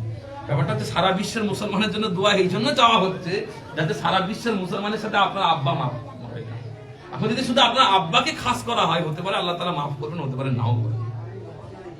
বুঝতে পেরেছেন? তো সেই জন্য সামগ্রিক দোয়াটা খাস দোয়ার থেকে বেশি জরুরি। খাস দোয়ার থেকে আম দোয়াটা বেশি কবুল হওয়ার সম্ভাবনা হয়। সেই জন্য আল্লাহ তাআলা শিখিয়েলেন ইহদিনাস সিরাতাল মুস্তাকিম, আল্লাহ আমাদের সকলকে সিরাতুল মুস্তাকিমের পথ দেখান, সারা বিশ্বের মুসলমানদেরকে পথ দেখান। ইহদিনী নয় আল্লাহ শুধু আমাকে পথ দেখান এটা নয়, তাহলে আল্লাহ তাআলা চাইলে দেখাতে পারেন, চাইলে নাও দেখাতে পারেন। কিন্তু যখন সারা বিশ্বের মুসলমানের প্রসঙ্গ আসবে তখন আল্লাহ তাআলা এটা আশা করা যায় ইনশাআল্লাহ আল্লাহ তাআলা সারা বিশ্বের মুসলমানদেরকে মাফ, তাদেরকে সিরাতুল মুস্তাকিমের পথ দেখাবেন, সেই সাথে সেই ওসিলায় আমাকেও। তো সেই জন্য দুয়ার একটা আদব যেটা আমরা এখান থেকে এই আয়াত থেকে শিখতে পারলাম, সেটা হলো কি? সেটা হলো যে আল্লাহ রাব্বুল আলামিন শিখিয়ে দিলেন যে সকলকে ডেকে তোমরা খাস করো। এখানে আরেকটা জিনিস শেখানো, সেটা হচ্ছে কি? সিরাতাল্লাযীনা আনআমতা আলাইহিম গায়রিল মাগদুবি আলাইহিম ওয়ালাদ-দাল্লিন। আমরা যখন দোয়া চাই দেখেন দোয়াতে একটা ওসিলা দিচ্ছি, আল্লাহ আপনি আমাকে সিরাতুল মুস্তাকিমের পথ দেখান। কাদের পথ? আনআমতা আলাইহিম, নবীদের পথ, সিদ্দিকদের পথ, শুহাদাদের পথ, সালেহদের পথ। চিন্তা করে দেখেন যে আল্লাহ রাব্বুল আলামিন এই আয়াতের মধ্যে কিন্তু একটা ওসিলা দেখিয়ে দিলেন যে তোমরা আল্লাহর কাছে যখন দোয়া চাইবে একটা ওসিলা না, যে আল্লাহ আপনি আমাকে পথ দেখান। কাদের পথ? আনআমতা আলাইহিম। তো আনআমতা আলাইহিম গল এখানে আমাদের দোয়াতে ওসিলা। তো আমরা যখন দোয়া চাইবো এই দোয়াতে আমরা ওসিলা রাখবো, এটা দোয়ার একটা আদব, দোয়ার একটা আদব। সেই ওসিলা কি হবে? নবী পাক সাল্লাল্লাহু আলাইহি ওয়াসাল্লাম হবেন, আহলুল বায়ত হবেন, সাহাবায়ে কেরাম হবেন, সালফে সালেহিন হবেন, পীর মাশায়েখ ওয়াল বুজুর্গ হবেন, তারা আমাদের দুয়ার ওসিলা হবেন। তার কারণ আল্লাহ তাআলা তাদেরকে maaf করলে আল্লাহ তাআলা আমাদেরকে maaf করবেন। আমরা ওলিদের দরবারে কেন যাই? তার কারণ আমরা যখন ওলিদের দরবারে গিয়ে বলছি আল্লাহ আপনি আমাদের উপর দয়া করেন, তখন আল্লাহ তাআলা ওলিদের উপরে দয়া করবেন, সেই ওসিলায় আমাদেরকে দয়া করবেন। আমরা যদি শুধু এখানে বসে দোয়া চাই, শুধু আমার জন্য দোয়া চাই, এখন আল্লাহ তাআলা আমাকে maaf করতে পারেন, নাও করতে পারেন। তো এখানে আল্লাহ রাব্বুল আলামিন আমাদের দোয়া কবুল করবেন, তার পসিবিলিটিস সম্ভাবনা বাড়ানোর জন্য আমরা ওসিলা দেব, সকলকে শামিল করব, এবং সুযোগ পেলে কখনো নবীর দরবারে, নবী পাক সাল্লাল্লাহু আলাইহি ওয়াসাল্লামের দরবারে, ওলিদের দরবারে, সুফি দরবেশদের দরবারে দোয়া চাইব, যাতে আমাদের দোয়া কবুলের সম্ভাবনাটা বেড়ে যায়। ঠিক আছে? তাহলে আজকে আমরা এখানে সূরা ফাতিহার আলোচনা শেষ করলাম। আমি খুব চেষ্টা করছি, কিন্তু আমি তারপরে আমি নিজে স্যাটিসফিকেশন আমার হচ্ছে না, সত্যি কথা বলছি, যে আর একটু ভালো করে করতে হবে। দোয়া করেন আল্লাহ তাআলা যেন তৌফিক দেন। আমিন আমিন। কথা বুঝতে পেরেছেন? আমাকে আর একটু ভালো করে যেন আল্লাহ তাআলা করার তৌফিক দেন। জি। তো আমরা সূরা ফাতিহা শেষ করলাম, এখন সূরা ফাতিহার পরে আছে সূরা বাকারা, কিন্তু আমরা সূরা বাকারাতে যাব না, কারণ সূরা বাকারা অনেক বড় সূরা, অনেক বড় সূরা। এখন এই সূরা শেষ করতে করতে সামনে কত ক্লান্ত হয়ে যাবো। আমাদের কি করব? আমার নিয়ত আছে এরপরে ইনশাআল্লাহ আমরা আম্মা পাড়ার দিকে চলে যাব। আম্মা পাড়া ইনশাআল্লাহ এর পরের মাসে আমরা সূরা ফালাক, সূরা নাস যা ছোট ছোট সূরা, এটা আমাদের কি হবে বলেন তো? আমাদের মনটা বজায় থাকবে, আর একটা লাভ হবে। আজকে যেমন ধরেন আমরা সূরা ফাতিহা আলোচনা করলাম, ইনশাআল্লাহ এরপরে সূরা ফাতিহা পড়ার সময় আমরা কমপক্ষে কিছুটা সূরা ফাতিহা নিজেদের অন্তরে বুঝতে পারবো। নামাজের মধ্যে আমরা অন্যান্য ছোট সূরাগুলো পড়ি, তো সেই ছোট সূরাগুলো যখন পড়বো তখন আবার ছোট সূরাগুলোর আয়াতের অর্থ এবং ব্যাখ্যা জানা থাকলে আমাদের জন্য সেটা বুঝতে কি হবে? আরো সুবিধা হবে। তো ইনশাআল্লাহ আপনারা তারিখটা মনে রাখবেন, আগামী মাসের শেষ রবিবার ইনশাআল্লাহ আবার আমাদের দেখা হবে, আমাদের বসা হবে। আমাদের যে খুব ভালো লাগছে মাশাআল্লাহ যে আপনারা সকলে আসছেন, বসছেন। আগামী মাসের 23 ফেব্রুয়ারি, আগামী মাসের 23 ফেব্রুয়ারি ইনশাআল্লাহ আবার আপনাদের সবার সঙ্গে দেখা হবে। আল্লাহ রাজি থাকলে আল্লাহ রাব্বুল আলামিন তৌফিক দান করুন। এই যে আল্লাহ রাসূল সাল্লাল্লাহু আলাইহি ওয়াসাল্লামের একটা হাদিস আছে, মুসলমানের সেই আমলটা আল্লাহ তাআলা সবথেকে বেশি পছন্দের, যে আমলের উপরে বান্দা ধারাবাহিকভাবে থাকে। এই যে প্রতি মাসে আমরা করছি, আজকে 3টে মাস হয়ে গেল, এটা কিন্তু একটা অ্যাচিভমেন্ট, এটা একটা অ্যাচিভমেন্ট, এটা একটা অনেক বড় জিনিস। আল্লাহ রাব্বুল আলামিন আমাদের সকলকে এটার উপরে কায়েম থাকার তৌফিক দান করুন, সকলে বলি আল্লাহুম্মা আমিন। শেষে আরেকটা কথা বলে রাখি আমি, এই যে মাদ্রাসা আপনারা জানেন খুব পুরাতন মাদ্রাসা, আমাদের আলেম উলামাগণ, আমাদের জামাল ভাই আছেন, মোশাররফ ভাই আছেন, আমাদের সাদ্দাম ভাই আছেন, আরো অন্যান্য অনেক আলেম উলামা আছেন, সকলে সময় দিতে পারেন না। এই মাদ্রাসাটা পরিচালনা করেন আলেম উলামারা। এখন এই সময়টা হচ্ছে সিজনের সময়, জলসার সিজনের সময়, সবাই আসতে পারে না, কিন্তু আলেম উলামাদের খেয়াল আছে, আলেম উলামাগণ যোগাযোগ রাখেন। আমি আমার সঙ্গে কথা হচ্ছিল জামাল ভাই, বলছিলেন যে এলাকার মানুষেরা মাদ্রাসাকে খুব মহাব্বত করে, ভালোবাসে, তার কারণ খুব প্রাচীন একটা মাদ্রাসা, এটা খুব প্রাচীন একটা মাদ্রাসা। মাদ্রাসাটা খুবই মানে বিরান হয়ে পড়েছে, আবার নতুন ভাবে এটা উদ্যোগ নিয়ে কাজ চলছে। আমি আপনাদের কাছে একটা অনুরোধ করব যে আপনারা মাদ্রাসার সদস্য হবেন এবং যৎকিঞ্চিৎ সাহায্য সহযোগিতা করে, আমি আপনাদেরকে বলে রাখি একটা কথা, আপনারা সাহায্য সহযোগিতা যদি করেন, আপনারা যদি এগিয়ে আসেন, আগামীতে কোন জায়গায় পৌঁছাবে আপনারা কল্পনা করতে পারবেন না। মাদ্রাসার আয়োজক যারা খুব বড় স্বপ্ন, কিন্তু এই মাদ্রাসা নিয়ে স্বপ্ন খুব বড়। আপনাদেরকে যেটা, আপনাদের কাছে যেটা কামনা, সেটা হলো আপনারা নিয়মিত মাদ্রাসার দিকে খেয়াল রাখবেন। মাদ্রাসায় কোনো জিনিস খামতি মনে হলে, কমতি মনে হলে কমিটির ছেলেদের, আমাদের ভাইদেরকে বলবেন, দায়িত্বশীল আয়োজকদেরকে বলবেন যে ভাই এটা আমার পছন্দ হচ্ছে না, এটা এইভাবে করলে ভালো হতো, পরামর্শ দেবেন। তারা মানে অনেক বেশি আগ্রহী যে আপনাদের পরামর্শ গ্রহণ করার জন্য। কিন্তু একটা জিনিস, আমি গতকাল এক জায়গায় দাওয়াতে গেছিলাম, মাদ্রাসা, সেখানে জলসার জন্য চাঁদা দিচ্ছে, কমিটির লোককে এলাকার লোক চাঁদা দেবে না। কেন না? কমিটির লোক একটা কোনো রাজনৈতিক দলের সঙ্গে যুক্ত, সেই দলকে এলাকার লোক পছন্দ করে না, তাই পয়সা দেবে না। ফলাফল কি? জলসা হবে না, লাভ প্রতিটা কাজ। রাগ করে ভাত না খাওয়াটাতে কোনো ফায়দা নেই, রাগ করে ভাত খাবো না, এর কোনো ফায়দা নেই। কথা বুঝতে পারছেন? পিয়ারে হাজিরিন, এই জলসা আপনাদের তো এখনো পর্যন্ত আমি যেটা জানি, আলেম মাদ্রাসার আয়োজকদের প্রতি আপনাদের মহাব্বত ভালোবাসা বজায় আছে। এই মহাব্বত ভালোবাসা বজায় রাখবেন। আপনাদের সবার মাদ্রাসা, কথা বুঝতে পারছেন? আমি এই মাদ্রাসার কোনো দায়িত্ব নেই, এবং এটার প্রয়োজনও নেই। আমাকে কাজ করতে গেলে দায়িত্ব নিতে হবে, দায়িত্ব এসব কিছু প্রয়োজন নেই। আপনার মাদ্রাসা মানে আল্লাহ রাসূল সাল্লাল্লাহু আলাইহি ওয়াসাল্লামের ঘর, এটাই তো সবথেকে বড় দায়িত্ব। আমার রাসূল সাল্লাল্লাহু আলাইহি ওয়াসাল্লামের জন্য প্রতিষ্ঠান, এই প্রতিষ্ঠানকে নিজের করে নেওয়ার জন্য এইটুকু কথাই যথেষ্ট, এইটুকু কথাই যথেষ্ট। তো আমি আপনাদের সকলকে অনুরোধ করবো, মাদ্রাসার দিকে খেয়াল রাখবেন। আল্লাহ রাব্বুল আলামিন আমাদের সকলকে তৌফিক দান করেন, আমাদের ভালো কাজগুলোর উত্তম জাযা দান করেন, সকলে বলে আল্লাহুম্মা আমিন। দোয়া চাইবো, তার আগে আসুন সংক্ষেপে একটুখানি সালাতু সালাম পাঠ করবো দাঁড়িয়ে। ইয়া নবী সালাম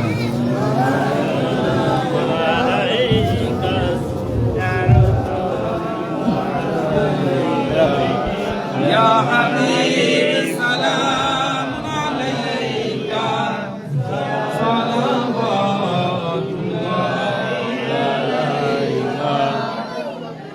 طلع البدر علينا من ثنيات الوداع وجب الشكر علينا ما دعا لله داعي يا نبي سلام عليك يا رسول سلام عليك يا حبيب سلام عليك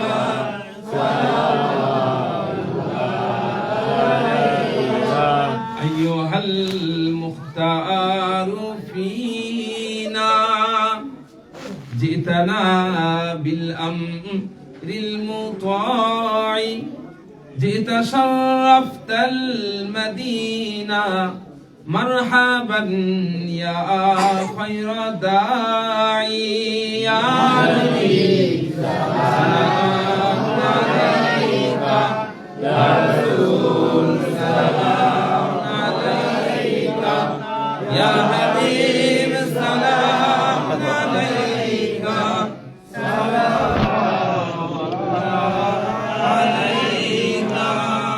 يا حبيبي يا محمد يا عروس الخافقين يا مؤيد يا ممجد يا إمام القبلتين يا نبي سلام عليك يا رسول سلام عليك يا حبيب سلام عليك صلوات الله عليك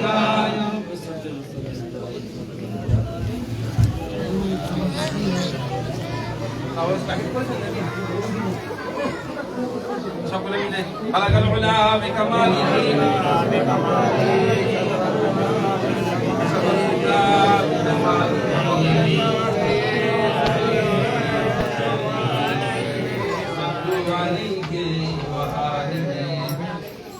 সকলে মিলে বিসমিল্লাহ শরীফের শহীদ 3 বার সূরা ফাতিহা শরীফ 3 বার দুরূদ শরীফ আর 3 বার সূরা ইখলাস শরীফ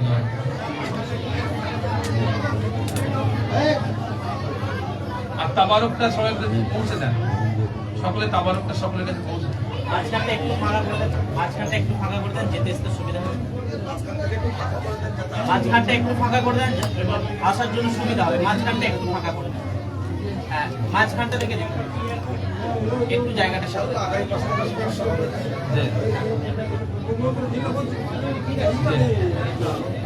আমাদের আগে থেকে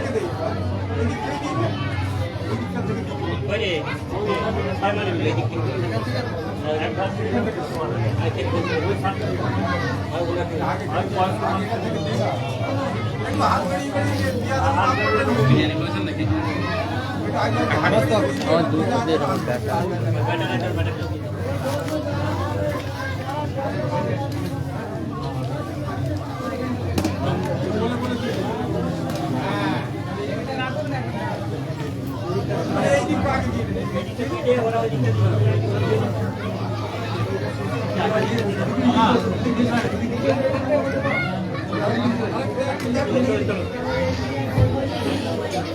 দুটো দিকে একসাথে দিতে দিতে যান নাহলে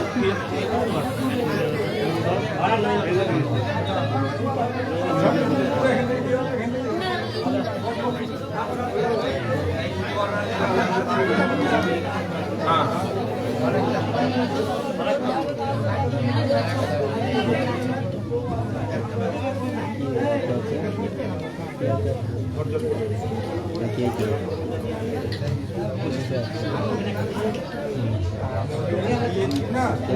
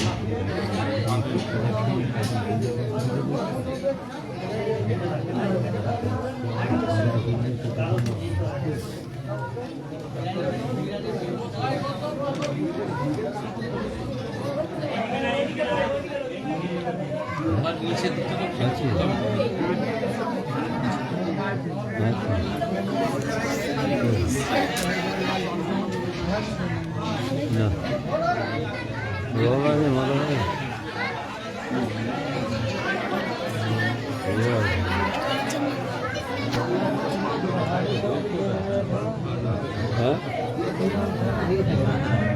এই তো দল বসে ছোটদের ছাদ তো না, নিচেটা ঢালাই।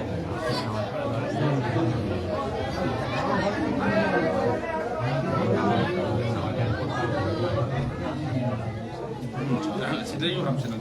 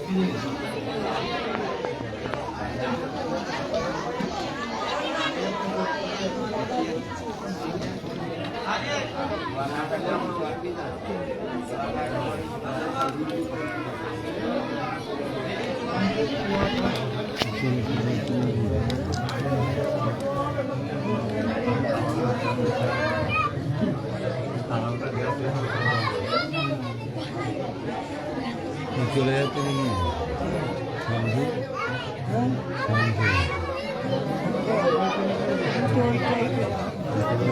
যাচ্ছে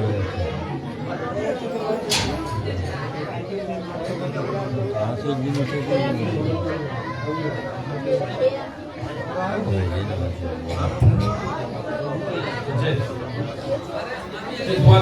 একটা সময় এগিয়ে গেছেন। একটা খালি কথা আমি ছোট্ট করে একটু বলে রাখি, সেটা হলো এখানে জায়গাটা আপনারা বুঝতে পারছেন বেশ সংকীর্ণ। আগামী মাস থেকে ইনশাআল্লাহ আপনারা আল্লাহ রাব্বুল আলামিন রাজি থাকলে আল্লাহ তাআলা দেওয়া তৌফিক অনুযায়ী ইনশাআল্লাহ যে নামাজ ঘরটা তৈরি করা হয়েছে, ইনশাআল্লাহ এটা আগামী মাসের মধ্যে আল্লাহ আলোচনা উপযুক্ত করে ফেলার নিয়ত আছে।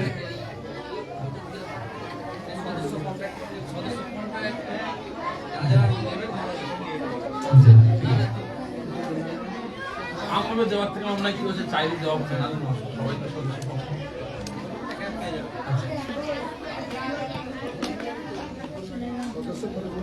আপনারা যেটা করবেন, হ্যাঁ যেটা বলছিলাম, ওই জায়গাটার নিচেটা এখনো পর্যন্ত ঠিক উপযুক্ত নয়, দেখেছেন নিশ্চয়। ওটাকে ঠিক করা হবে, এর জন্য একটা কিছু টাকা পয়সা খরচের ব্যাপার আছে। আচ্ছা আপনি দেবেন, একজন দেবেন, 4 দেবেন। আর যিনি যেটা দিতে চান,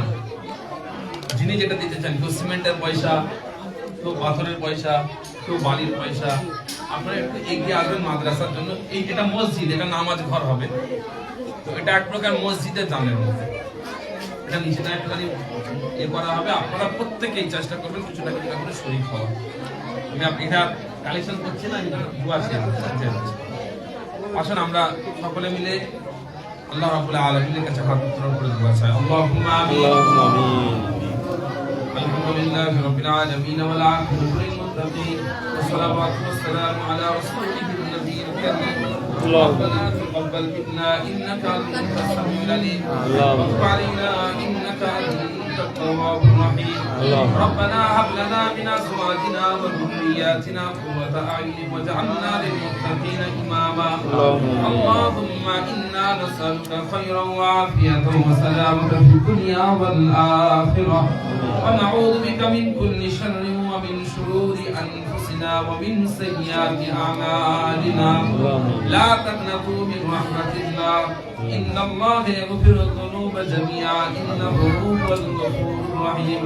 فالله خير حافظا وهو أرحم الراحمين. রাহিমিন। আল্লাহ। আল্লাহ রাব্বুল আলামিন আমরা সন্ধ্যা থেকে কুরআন সুন্নাহ ইনশাআল্লাহ আলোচনা করেছি, কুরআন মাজিদের তাফসীর হয়েছে, জিকিরের মাহফিল হয়েছে।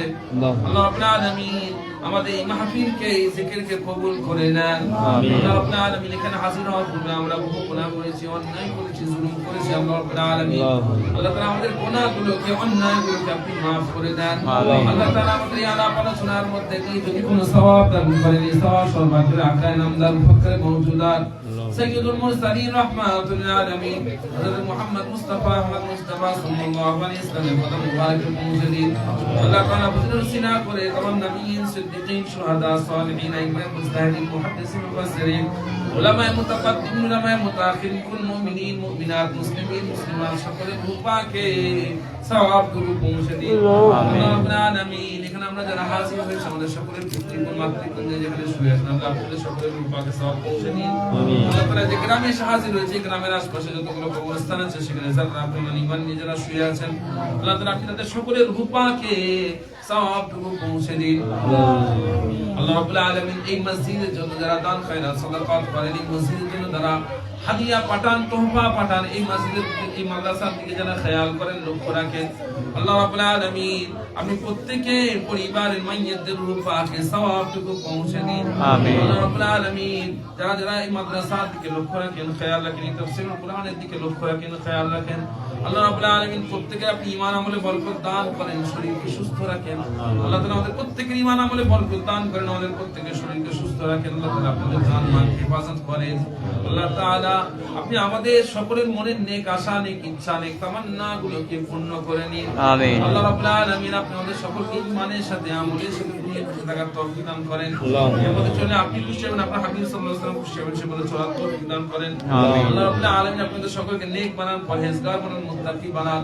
আল্লাহ রাব্বুল আলামিন আপনাদের সকলকে খাতিমা বিল খায়র নসিব করবেন, ঈমানের সাথে মৃত্যু দান করবেন। আল্লাহ আমিন। আল্লাহ রাব্বুল আলামিন কিয়ামতের ময়দানে আপনার আরশের ছায়া দেবেন, ডান হাতে আমলনামা নসিব করবেন, নেকির পাল্লাকে ভারী করে দেবেন। আল্লাহ তাআলা আপনার হাবিব সাল্লাল্লাহু আলাইহি ওয়াসাল্লামের শাফাআত সুপারিশ নসিব করবেন। আল্লাহ রাব্বুল আলামিন আমাদের সকলকে পুলিশিরাত পাওয়ার তৌফিক দান করবেন। আল্লাহ রাব্বুল আলামিন আপনি আমাদের সকলকে, আল্লাহ তাআলা আপনি আমাদের সকলকে আপনার দয়া জান্নাতুল ফেরদৌস নসিব করবেন। আমিন। আপনার আযাবের জাহান্নাম থেকে আমাদের সকলকে নাজাত দান করবেন। আল্লাহুম্মা আমিন। আল্লাহ রাব্বুল আলামিন আমাদের এই ক্ষুদ্র দোয়াটুকু সাইয়্যিদুল মুরসালিন রাহমাতুল আলামিন হুজুর আকরাম সাল্লাল্লাহু আলাইহি ওয়াসাল্লামের কদম মোবারকের ওসিলাতে কবুল ও মঞ্জুর করে নিন। আমিন।